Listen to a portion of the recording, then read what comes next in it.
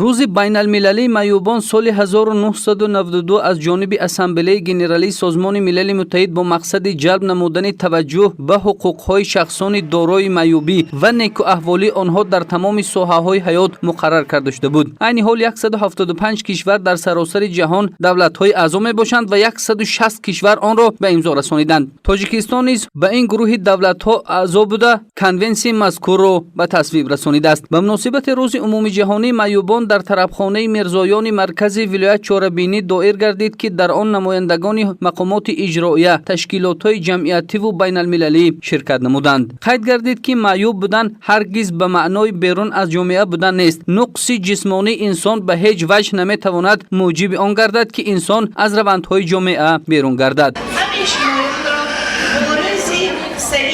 تبریک و تهنیت ها میگویم.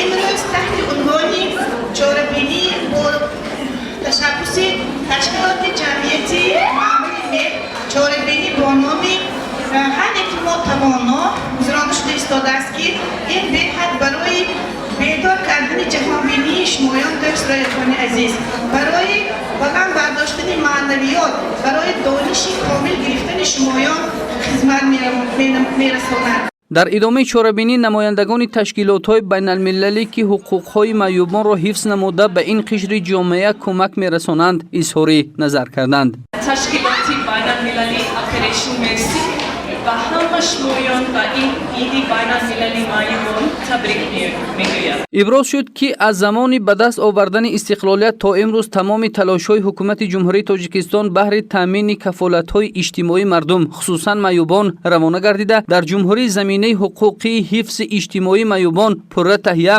و مورد عمل قرار داده شده است. سرایندگان محبوب ولایت در ادامه چاره‌بینی سرودخوانی نموده خاطر معیوبان و اشتراکداران را شاد گردانیدند.